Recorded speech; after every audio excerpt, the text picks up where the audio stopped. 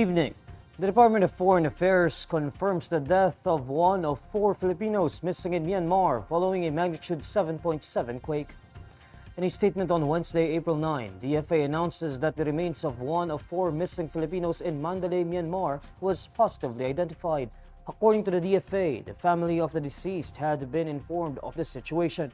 The agency adds it will not disclose further information out of respect for the family's privacy in this time of grief.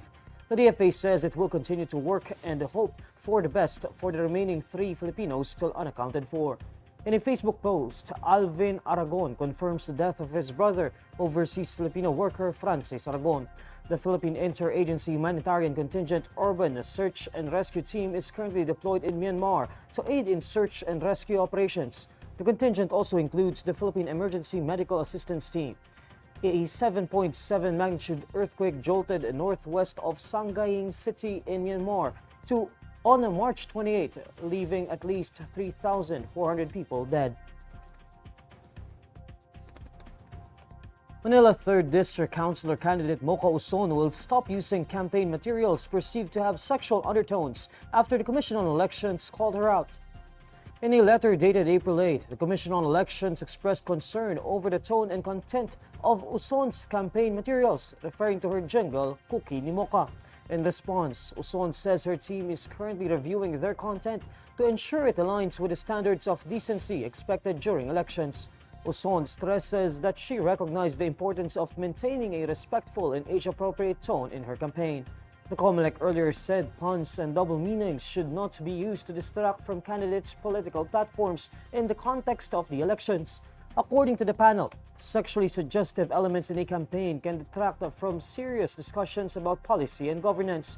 However, the Comelec said it does not belittle sexually positive themes, especially if they are done in a more deliberate manner with proper regard for age appropriateness. Bataan 1st District Representative Geraldine Roman earlier lamented Uson's Cookie ni Mocha jingle. According to Roman, Uson has a platform that can be used to uplift women's dignity, but instead she conformed to the objectification of women. Uson is running under the ticket of Manila mayoral candidate Isko Moreno. Even before the official start of the local campaign period, Uson used her campaign jingle by giving out cookies and asking people how Mocha's cookie tasted. Pasig City's House Lone District candidate Ian Sia is invoking his freedom of speech regarding his lewd joke on single mothers. In a letter dated April 7, Sia responded to the Commission on Elections show cause order over what he describes as an abridged version of his statement. He maintains that his remark was spun to mislead people on social media. In a campaign caucus on April 3, Sia jokingly offered sexual favors to single mothers who may feel lonely. While he describes his words as seemingly brash, Sia says in the letter that his joke falls within his freedom of speech. Sia insists that his statements don't deprive female solo parents of their fundamental rights. He also believes Comelec Resolution number 11116 suffers from constitutional infirmity.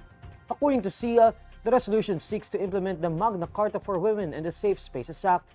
With this, Sia argues that the laws the poll body seeks to implement are outside the Comelec's jurisdiction. The Comelec issued a show cause order against Sia over possible violation of Comelec Resolution number 11116. This resolution contains anti-discrimination and fair campaigning guidelines for the May 2025 elections. The resolution states that no discrimination shall be acted against marginalized groups, including women, the LGBTQIA+ community, indigenous peoples, persons living with HIV, and persons with disability.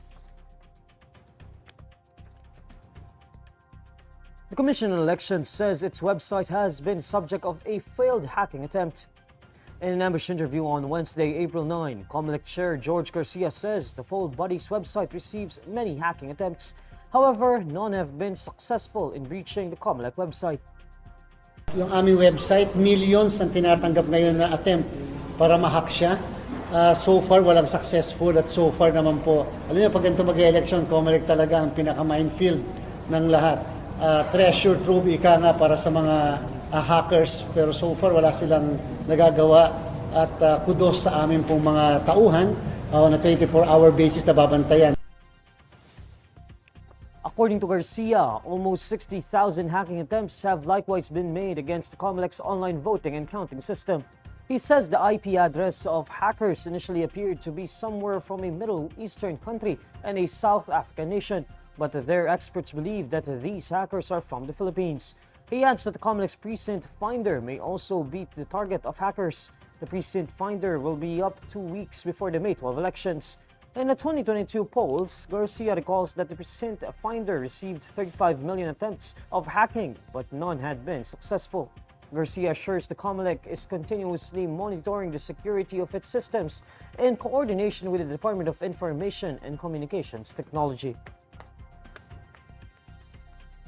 The Civil Service Commission warns government officials and employees that engaging in political activity on social media for or against a candidate or party can get them into trouble. Based on Memorandum Circular Number 3, the Commission reminds all government employees and officials not to engage in any partisan political activity for the 2025 midterm elections. According to the memo, partisan political activity includes social media practices such as liking, commenting, and sharing a candidate's account as a means to solicit support. The Civil Service Commission says these rules are in line with the 1987 Constitution.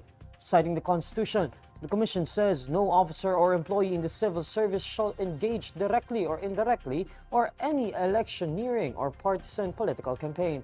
Commission of the Elections Prohibited Acts constitute suspension of 1 month and 1 day to 6 months for the first offense and dismissal from the post for the second offense. However, elected barangay and Sangguniang Kabataan officials are allowed to participate in political activities for the 2025 elections based on a Commission on Elections issuance. And these are the stories you need to know today. I'm Neil Mercado. Follow INQUIRER.net on Facebook, X, YouTube, TikTok, Instagram, and Reddit. For more stories, visit INQUIRER.net. Good evening.